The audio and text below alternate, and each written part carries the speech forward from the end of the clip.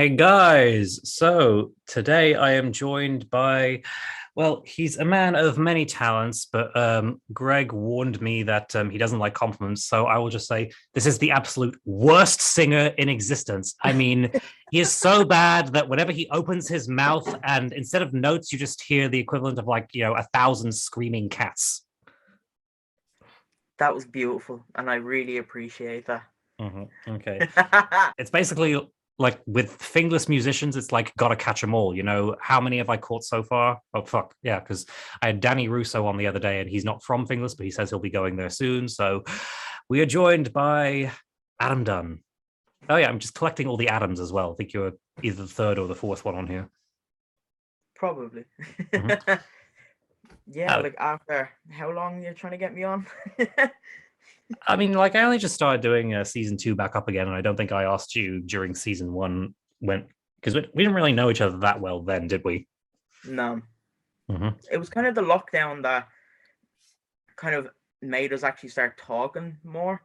Um yeah, when the lockdown happened, I just went straight onto social media and I was like tweeting every day, and that's when you kind of started like replying to my tweets. Oh yeah, I mean, I was tweeting about you long before I knew you were on there, and as soon as you followed me, I think you found a couple of like old tweets that I'd said about you, and it was like, oh, you saw the compliments, so that was the time you did take the compliment well. I can take a compliment well, I just get real awkward. Okay, Adam, as a singer, you do not suck. Thank you very much. Okay, so yeah, sorry, we've only been here a minute or so, and I've done nothing but attack you. So, yes, introduce yourself to the YouTube universe and tell them who you are and what you're about. Um my name is Adam Dunn. I am 23, going 24, 2 days after Christmas. So I want birthday posts on my Facebook and Twitter. Um, I'm a musician. I'm from Dublin, Ireland, and I'm currently in my studio. Mhm. Lots of pretty colors. Thank you. And are we allowed to mention that you had a cameo in a certain film that went viral in 2017? Oh, Jesus Christ. Oh, she is unreal. I remember in when the video was still up on YouTube, in the comments, I saw you writing, I love how I'm basically just playing myself. Yeah, Mhm. method acting. Is acting something Yeah. you'd like to try, or do you want to stay in do you want to stay in music? Is it? Um, I'm definitely willing to go into acting. I have to kind of act in like a music video. Um, like if I was doing a performance on stage, that's kind of like an alter ego kind of thing that I have. Like if you talk to me right now, I'm completely different as to what I'm like on stage with people. I'm very much kind of, I don't know. Sometimes I look like I'm having a seizure when I'm on stage with some of the, like, I get real fidgety with my hands, and I just, yeah, it's weird. But like I'm a completely different person on stage than I am off stage. I'd be very kind of not shy and awkward, but like it goes back to I can't take a compliment. So people be like, "Oh my god, you were amazing." You were. I'm just kind of like, yeah, thanks. I don't know how to take a compliment. Yeah, I mean, as strange as it sounds, I mean, I'm getting better about it, but like I used to be the same. It's like whenever people would say that my acting was good, I would constantly try and downplay it or something. So, but yeah, I am learning to appreciate. It's like if someone enjoys your work and like had an emotional reaction to it, I like to say it does mean a lot. So yeah, obviously it's better when it's done, online, so you can kind of prepare yourself and just you can write out a nice yeah, eloquent response other than yeah, thanks, yeah. Uh, yeah. No, in person, I just get real like, you talking to me? It's like, do you know me? yeah, so why don't you take us back to the very beginning, to when little Adam wanted to grab the microphone and sing with a voice that is like chocolate for the ears. um, when did it start? Do you know what? It actually, the moment that I can remember most for myself would be when I was in primary school, and every year they do kind of like a Christmas show. Mm-hmm. So one year specifically, they were doing like a Michael Jackson like tribute kind of thing, and I was like, I'm going to be Michael Jackson. I was like, I am Michael Jackson, so I embodied the character of Michael Jackson. I I actually could not sing back when I was a child. I couldn't sing at all. I did not have a note in my head. Um, I done Man in the Mirror on my own in front of the entire school, all the parents, all the teachers. I had like a sequined jacket on that my auntie had given me to look the part. I had like a latex glove that was sprayed silver with like glitter on it and stuff. Oh yeah, so I had the bowler hat and everything. It was yeah. Oh, please tell me there's a video of that performance. Oh yeah, there is. Cool, cool. Where did you kind of progress from that? So, like, if someone wanted to become a singer, what's the first step? So, what was the first step you took besides tearing the house down as Michael Jackson? First step,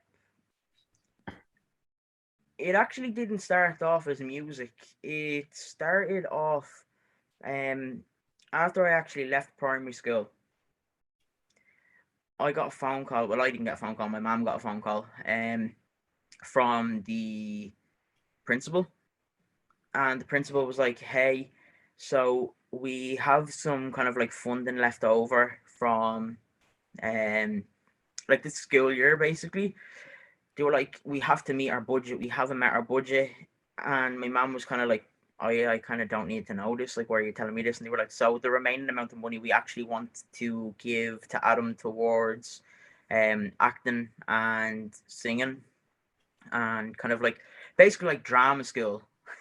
Wow. So my primary school wanted to send me to drama school. Drama school. So yeah, we went up, we collected the check, and then I was signed straight up to an acting class in the J-Oct in Blanchardstown.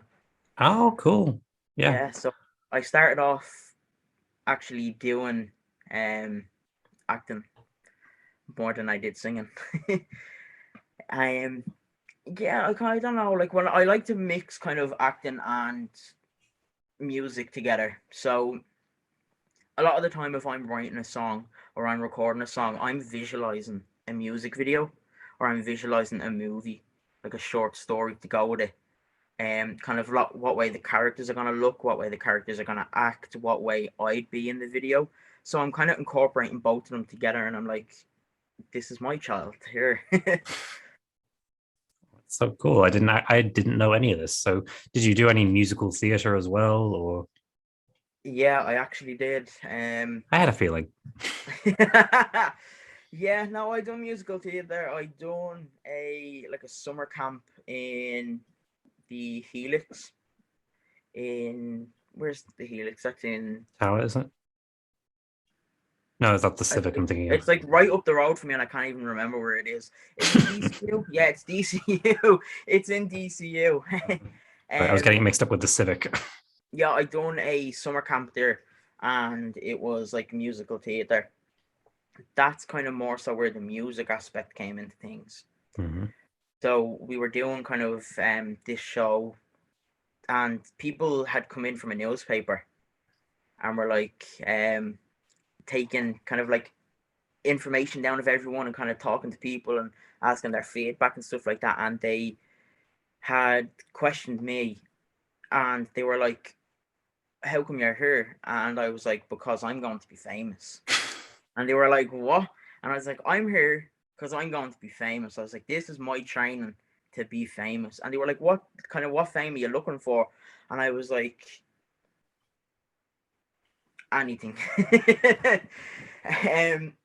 Like when I was younger, I was like, "Oh, I'm gonna be so famous. I'm gonna be real popular, this, that, and the other," and all, like real embarrassing. But they actually wrote up about me in the newspaper after they had seen me perform, and they basically had called me, not what's the kid's name? I was about to say Billy Idol. It's not. Is it Billy Elliot? Yeah. Yeah, I was compared to Billy Elliot. Now that was when I was about 12 and 13. So I haven't like I didn't even know like the kind of artist I wanted to be. I didn't know what kind of like acting I was into, kind of the roles I wanted to play, the characters I wanted to play. Like my music taste back then was like disgraceful. It was bad. There is nothing wrong with any kind of music. If it meant something to you then there's nothing wrong with that at all. You can feel free to name what you were into. I will happily offer up my childhood music tastes. I can't even remember what I was into, but I just remember it was more so musical theatre based more so than it was kind of what I'd listen to now. But kind of going back on the actual story, where I was trying to go with that. When I was in the musical theatre and they were doing vocal training with us, the vocal coach turned around to me and was like, you have a very theatrical voice when you're singing. And then she'd be like, so sing this song, which would be like a pop song. So I'd be singing a pop song. She'd be like, no, you're too theatrical for that. So I'd be like, okay. Mm-hmm. She'd get me to sing a theatrical song. And then she'd be like, you're too pop for that. So I'm like, where am I in the middle? Like, am I theatrical? Am I pop? Am I like rock? Am I smooth jazz? No, like, yeah. So I basically worked on kind of what I wanted to do. I've been trained in rock. I've been trained in pop. I can sing jazz. I consider like my vocal ability to be kind of very wide. Mm-hmm. Like if you name a song, I'd probably be able to sing it. Like, one day I will hold you to that. Obviously, the acoustics on Zoom. We don't want to. We don't want to embarrass anyone. With the acoustics on Zoom, so we'll just leave that. That's the future. Mm-hmm. And then you said you will be singing in the film that Greg will hopefully direct next year called Life on Pluto. Yeah, fingers crossed. If I get the role. Mm-hmm. Well, oh yeah, why don't you talk about how? Oh, sorry, did you have more to say there before I took us off topic? Oh yeah, so why don't you tell the story of how you met Greg, because it is a bit of a doozy, isn't it? Mm-hmm. Are you sitting comfortably, children? It's story time. Mm-hmm. So it was like 4:00 in the morning. It was during the summer as well, so there was like no school. I was off work that week and all that kind of stuff. And I'm playing the PlayStation. And next of all, my phone starts ringing and it was Liam Gaynor. And I answered and I was like, hello. And he was like, can you do me a huge favor? And I was like, what's wrong? Like, I was like, why are you ringing me at 4 a.m? What did you do? And he was like, we're currently making a movie at the moment and we need somebody to play a bully. Can you come up to Jordan's for like the next tour, like in the next 30 minutes? And I was like, right, I will be there. So I arrive and there's there's a bunch of people, some people that I've never actually met before, which Greg was one of them. I walked in, didn't know these people, and they're all sitting around the sitting room and they're like, so Adam, we're basically going to a field. You have to just go ahead and chase somebody down an alleyway and then you're free to go back to bed. And I was like, right, that's fine. So I was being introduced to everybody, kind of people that I hadn't met that was in the Nutters. I obviously knew Liam and Jordan previous. But yeah, I never met Greg, and that's when I met Greg, and that was, I couldn't even tell you how many years ago that was now. It's like 2017. Yeah, like we were children. We were children. Yeah, it's so funny in the kind of my social circle now, like the year 2017 is a significant year for so many of us, because that's also the year that I kind of became an actor full time as well. That's when because beforehand I was just like taking classes and doing the odd audition, but then 2017 was where it finally started happening for me. And obviously you've met my close friend Dana, and 2017 was the year she moved to Ireland as well. And it's just like, I mean, I'm obsessed with finding a narrative and everything, but I just love kind of that year was kind of very significant for so many of us. And yeah. So please continue.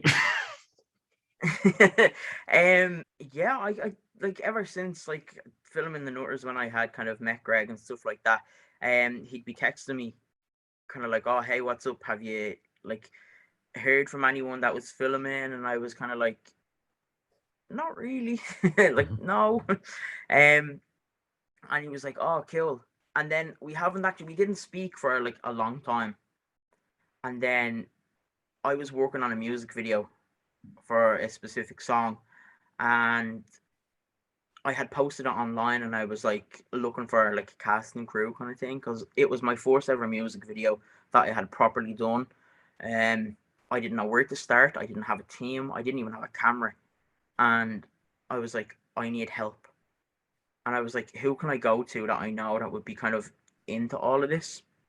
And the first person that came to mind was Greg. And I was like, I'd say I wrote out the message, I'd say 20 times and deleted it, and then wrote it again, and then deleted it and wrote it again. And then eventually I just hit send, and he was like, that's no problem. I can get an entire team for you in the next 20 minutes. And I was like, wow.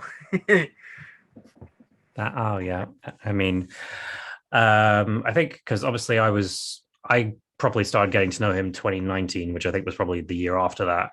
And I think I remember him just one night sending me a link to a video. He says, oh, I produced this music video ages ago. And I watched it, and I was just so kind of completely blown away, because I could tell that it was made with so much care and love and passion, and I could just feel it moved me so much. And all together, me and you, yeah, we'll be just fine. Together we'll be dancing way above the skyline. All together, me and you, yeah, we'll be just fine. I know you're not the biggest fan of the song, and you'd rather move on from it, but I do kind of have to say it still means a lot to me, and I was obsessed with that song for so long. It's like whenever we had visitors in the house, like people who only like barely knew Greg, I was like, oh, look what my friend Greg did. Like he produced this whole thing, and like it was so used to, and even just like tech in group chats, I just like, oh, this song is amazing. And yeah, I remember you loved this story. I told you this story ages ago, where it was me and Greg we both did a day on a film called Crosshair that I was doing fight choreography for, and the makeup artist, a lovely woman called Waiha Healy, we love you, hope you're doing well, she dropped us in Ashford, where he could get the bus and I could get picked up, and kind of on the way on the car over there, Greg just started singing that song. It's called Way Above the Skyline, by the way. And I was singing along as well. And we sang the whole song there in the car. We just apologized to her. I was like, oh, sorry for that you had to hear it. She's like, oh no, that song sounds great. So of course we YouTubed the thing, played the actual thing. And she's like, oh, I'm definitely gonna look that up when I get home. And I think there were so many other stories about that song as well, where I just kept like telling you all these stories and you had no idea who I was. And he was like, I think you've done a better job promoting this than my actual label has. Yeah, literally. Oh.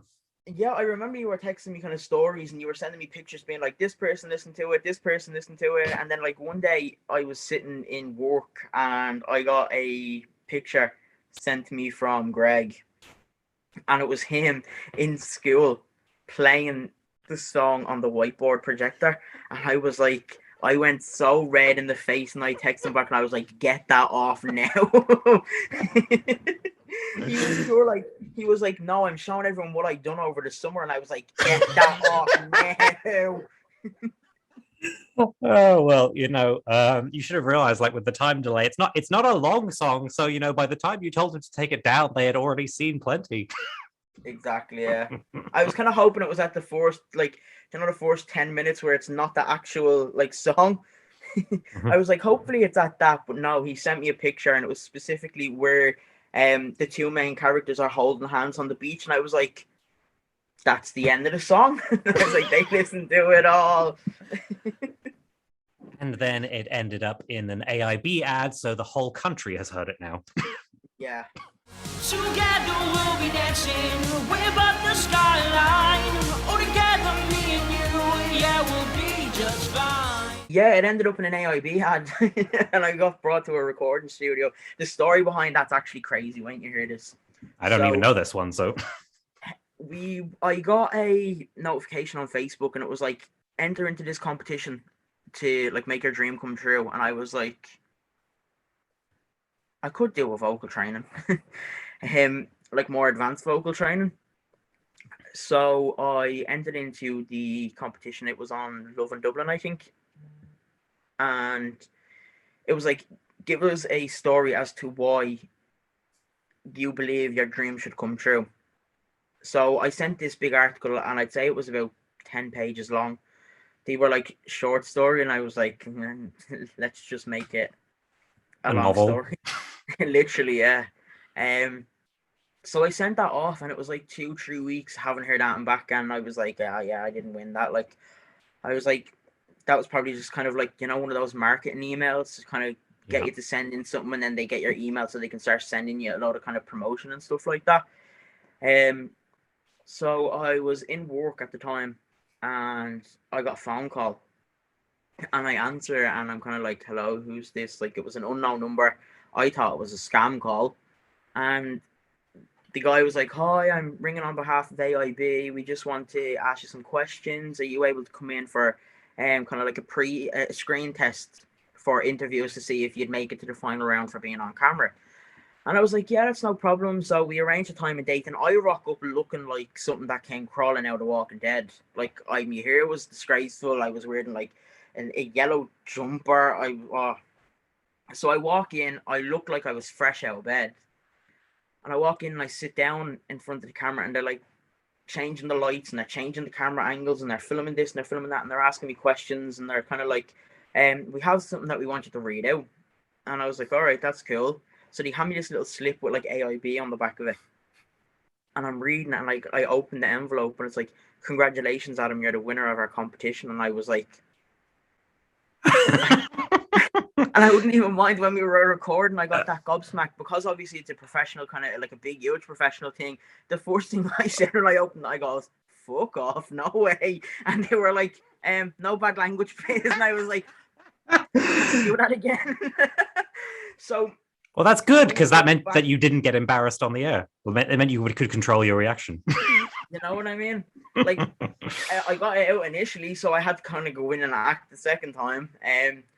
So they gave it to me, and I was like, fuck off, no way. And he was like, you're at the course and you can't course. So if you actually look at the ad, when I open it, there's like, it cuts, and you see my face kind of going like, that's after I had like, I swore. But they were like, we kind of just need to record that part again. So can you kind of just like do it and kind of act a bit surprised? So I opened it, and I was like, no way. I was like, I'm lost for words and this and that. I didn't know what to say, because my first initial reaction was, fuck off.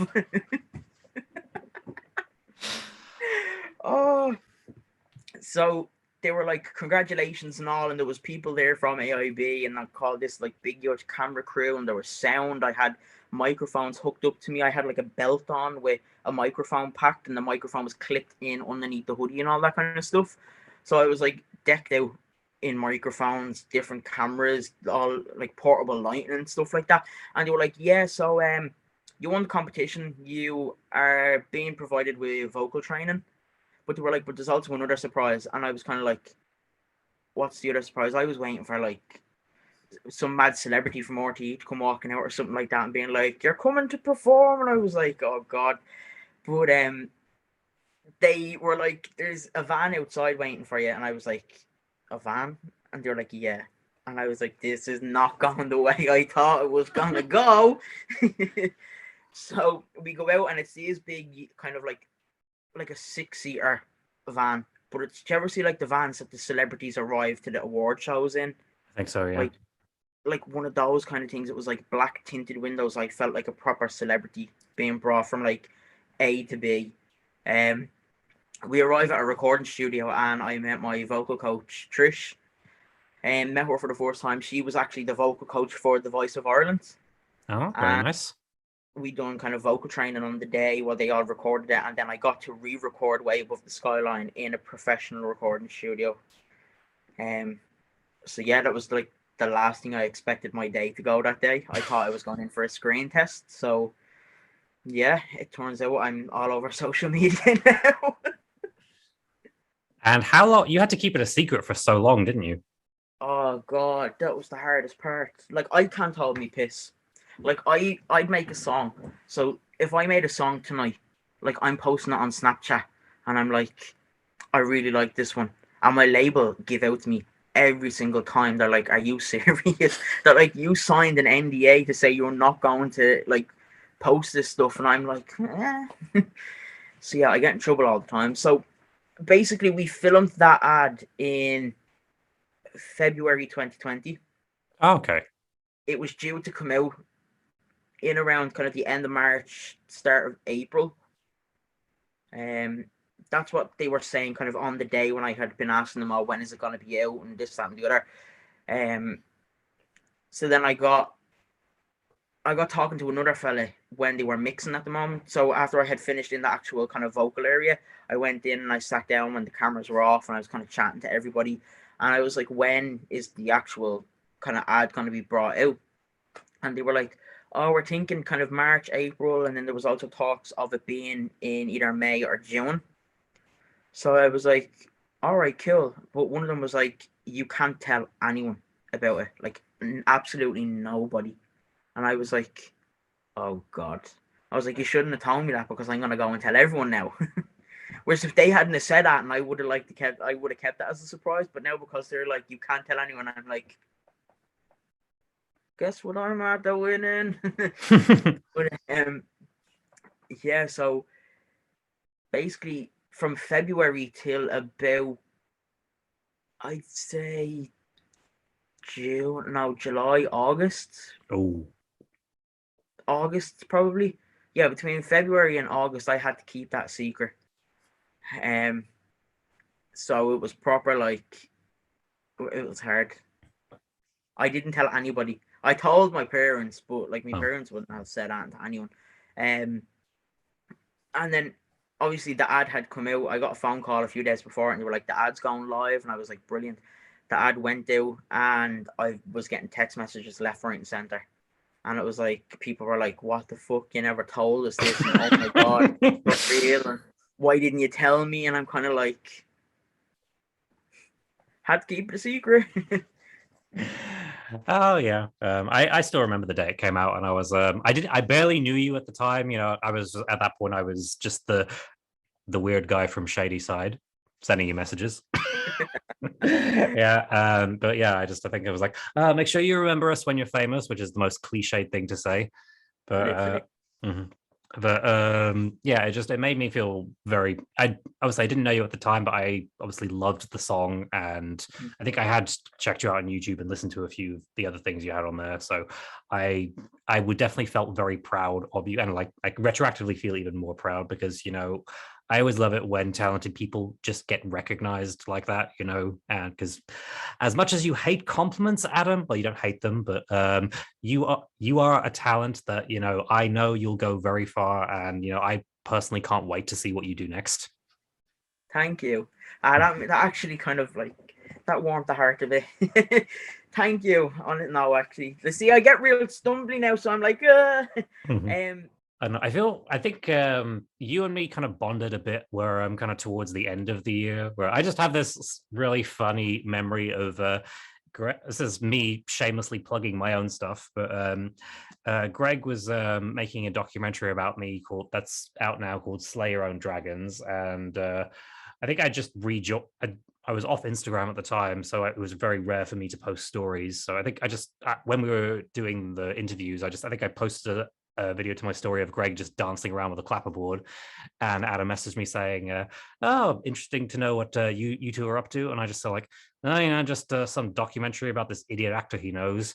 And he's like, "Oh yeah," and they asked me a couple of things unrelated, right? And a day goes by, and then Greg makes a post about, you know, announcing the documentary and what it's going to be about, and I instantly get a message from Adam, and he's like, "Bitch, you liar! It's about you." I mean, I was like, is he having me on? I was like, at least tell me what you're doing. you were like, oh, some idiot actor. Turned out to be you. I was like, you could have told me. I would have been able to compliment you on the day.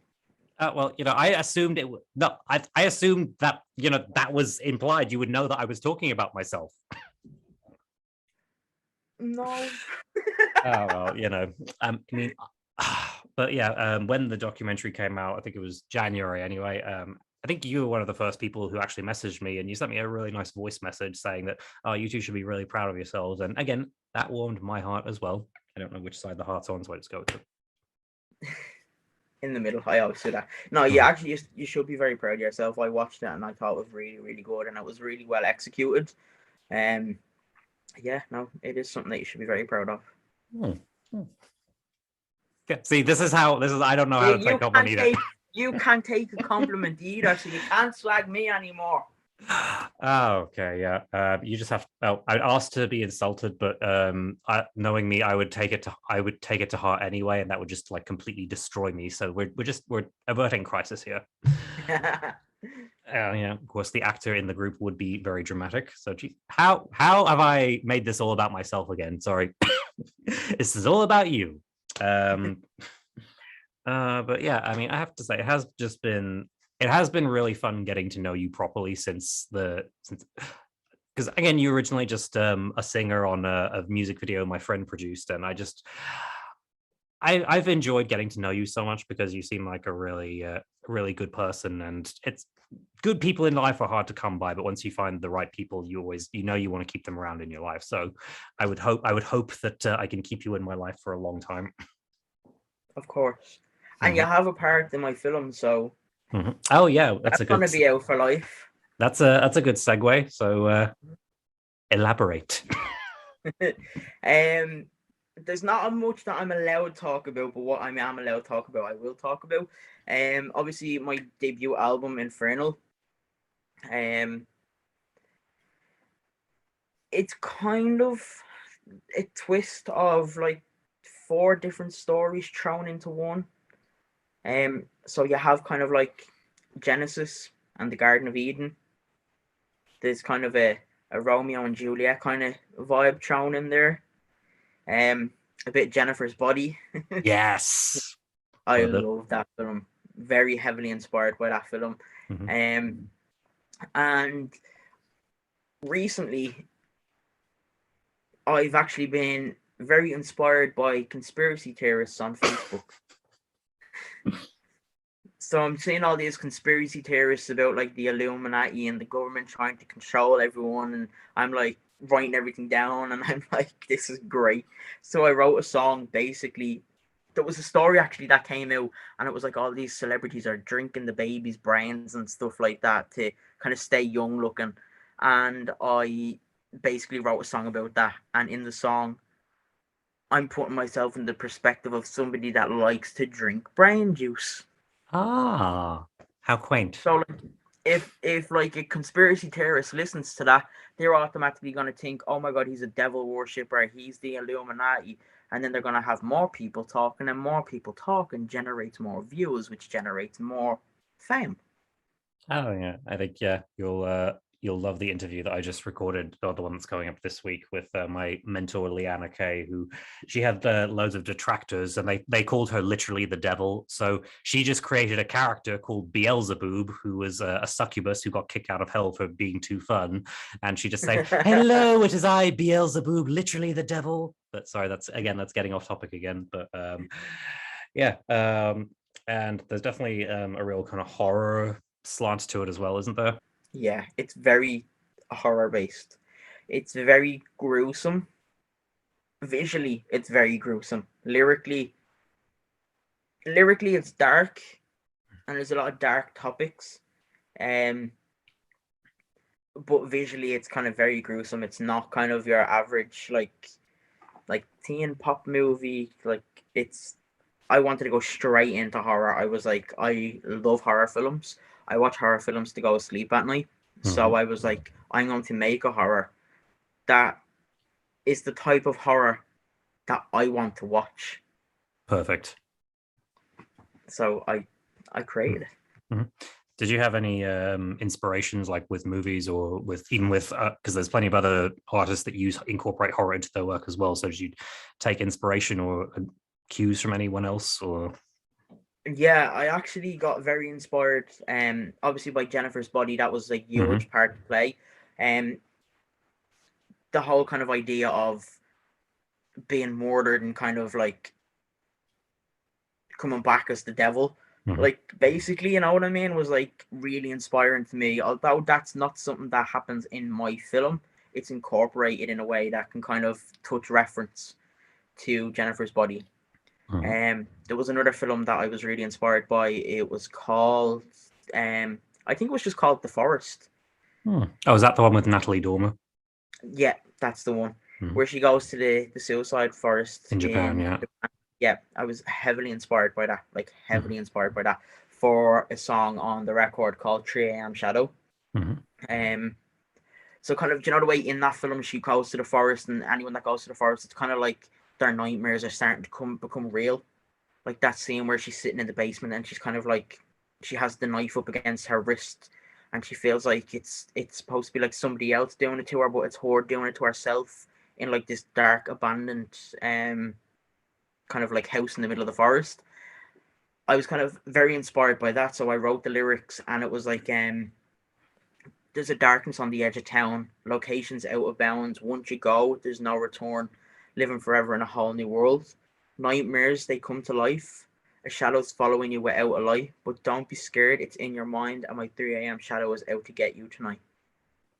So I used to kind of wake up at like 3 a.m. in the morning. And obviously people call that the devil's hour or the witch's hour. And so I got heavily inspired by kind of me having insomnia, and was like, I'm going to take this into like my own little kind of storyline. I'm going to take the suicide forest story kind of into this little storyline. So I created my own little kind of bundle of horror. 3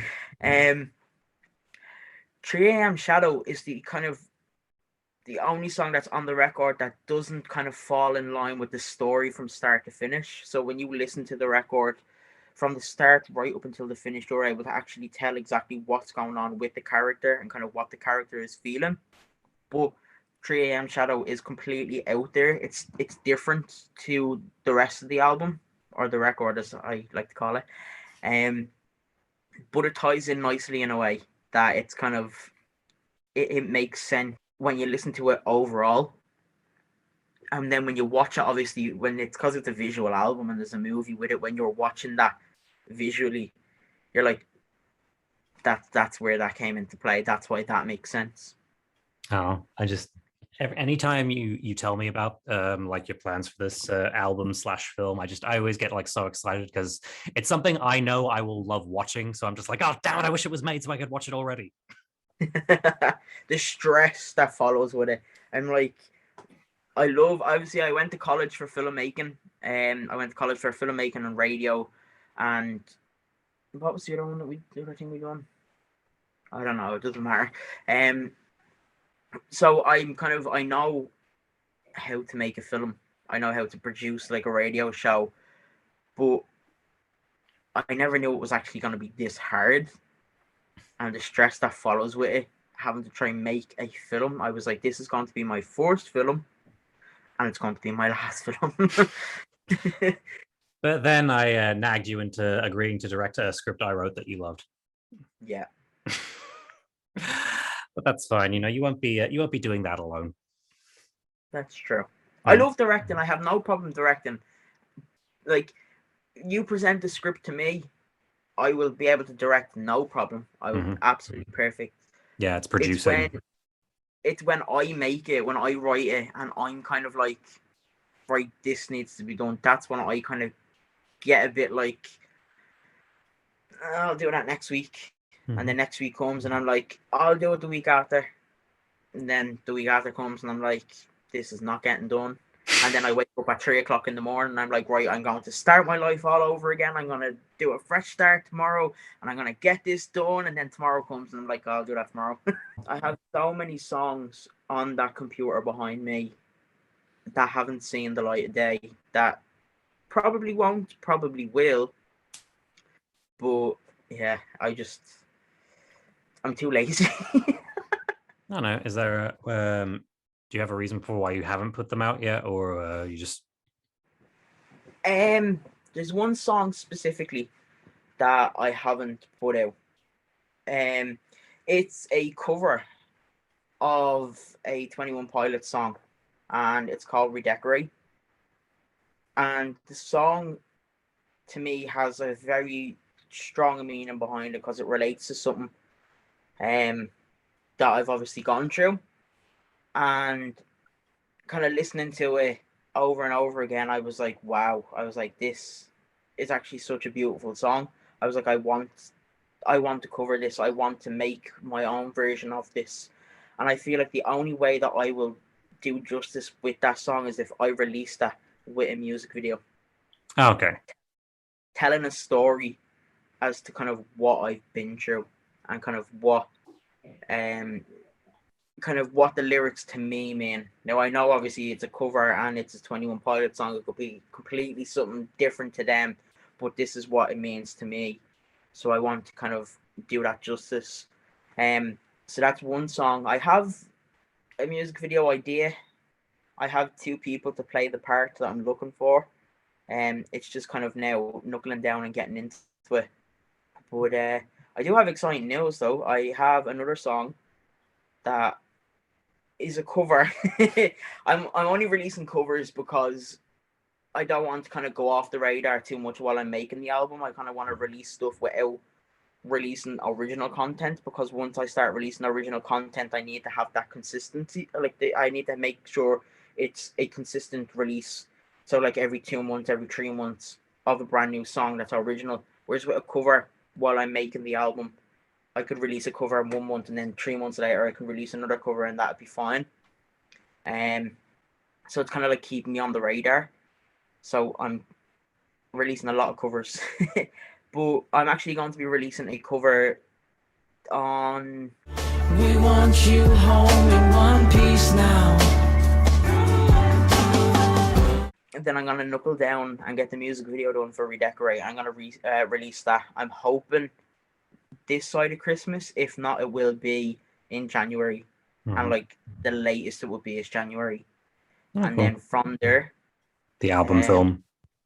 The album film will be going... The film will be going into production, sorry, should I say. I have a song that I think is going to be a droplet. So like a droplet is basically, it's a song that you'd release as just a single, you won't put it on an album. Mm-hmm. That's called Cold Love. I'm allowed to talk about that one. Yeah, it's kind of like a dance, deep house, EDM kind of song. It's real what you'd hear in a nightclub.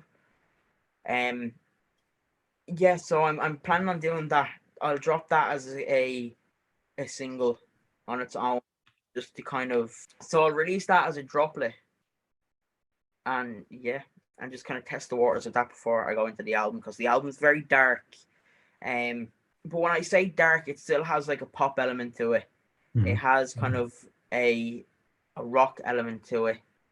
It still very much sounds like some songs are stuff that you'd listen to day to day on the radio. Mm-hmm. So yeah, I'm kind of incorporating different things into it to make it kind of my own sound. Wouldn't really compare it to anyone else's kind of sound, to anyone else's kind of album, other than it just being like an Adam Dunne record. Well, what's the... I can't remember if you mentioned the title of it or whatever, or are you allowed to mention the title of the album yet? Oh yeah, I'm allowed to mention the title. It's called Infernal. I actually have a tattoo on me. Huh? Show the cameras. You probably won't even be able to see it, so I'll have to like stand up. But it's on me there. Okay, I can just about make it out, yeah. Cool. Yeah, it says Infernal. I have... When I'm posting the album cover, that's when I'm going to kind of tell the general public I have that tattooed on me. That you just did. Yeah, I just did, but it's fine. So like with the album movie, all my tattoos, because I have like this big huge tattoo here and stuff, mm-hmm. All my tattoos are going to be gone. All my piercings are going to be gone. And then something obviously happens in the movie, and all of a sudden I'm covered in tattoos. Yeah, before we wrap up, is there anything else that you want to promote, or anything else you'd like to say? Or I don't really have kind of a lot of things to promote at the moment, but I would really appreciate if people kind of like obviously subscribe to my YouTube, if people followed me on social media. The best way that I usually always suggest to people to kind of follow me is through my website, which is adamdunneofficial.com. So if you go onto that, then it has all my Spotify, my Apple Music, YouTube, all my social media platforms are linked up to that instead of having to individually go into each app and search me, whereas you can just click a button and then it's like follow. Yeah, that's kind of what I have to promote. But what I have to kind of say is basically coming from an artist that didn't believe in himself at the start, always kind of look at where you are now compared to where you were at the start. At the start, I was singing in my bedroom. I was recording into a microphone that literally plugged straight into a computer.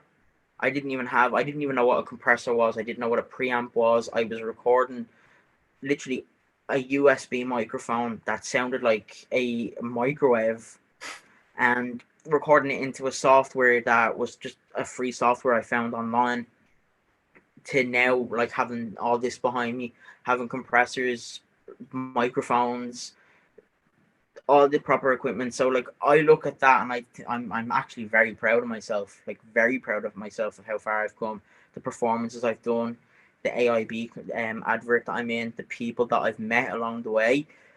So if there's anyone kind of watching this that's a bit like, I don't know where to start, I'm a bit afraid, do not wait, because if I had known back then, I used to always kind of say to myself, I'll do it when I'm ready. But now it's kind of like a thing that if I'm left saying I'll do it when I'm ready and I'm going to wait until I'm ready, I'll be left waiting. So just go for it. Take a leap. If you want to do music, record into your iPhone and save up money until you know exactly what you want to buy. You buy that and then you grow from there. So always look back at where you came from and be very fucking proud of yourself. That's beautiful. I mean, I wish I had the tissues nearby, but I mean, Adam, I'm really proud of everything that you've done, and I know that the many great things that you're going to do in the future. And I'm psychic, so I know for a fact that there's going to be many great things. You know, I will be just as proud, if not more so, in the future as well. So, yeah, give yourself a pat on the back, and I want to thank you so much for coming on here, and because you were actually the one who convinced me to start this back up again. Yeah, you told me that. I loved watching them. Always. Every time you post a new one, I'd be like sitting there and I'd be watching it and I'd be like, yup. And I was like, I'm gonna be on one of these. And then you were like, you posted about not doing them anymore, and I was like, watch. So I sent you the text message and I was like, get back doing them. Oh yeah, well, before my low battery, which is flashing now, kicks us out, quickly just say what your favorite ones were, just so the people can feel to have their ego stroked. My favorite interviews. I really enjoyed the interview with Mason. Really? I thought that was very funny. Like I know Mason years. He's such a sound.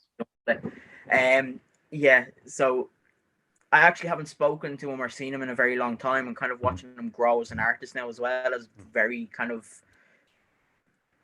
what word am I looking for? Like it's very satisfying, very kind of like to see him grow as an artist, and it's very kind of rewarding to look at the fact that he used to be in this shed recording music with me in a music group to now like finding his own footing and being able to do his own thing. That interview, the interview that you done with, who was I can't remember her name, but she dressed up as Harley Quinn. Oh, Ingrid. Ingrid, I liked Ingrid's interview. I feel like I'm running out of time. There's been so many of them. There actually has been so many of them. That's okay. It means a lot that you watched them anyway, and you were the one who helped make me convinced that I wanted to start them up again. So thank you so much to Adam Dunne for coming on here, and definitely check out all links and all the stuff in the description. Subscribe, like, follow, all that jazz, and we love you guys. Stay safe. Thanks for having me, Bobby.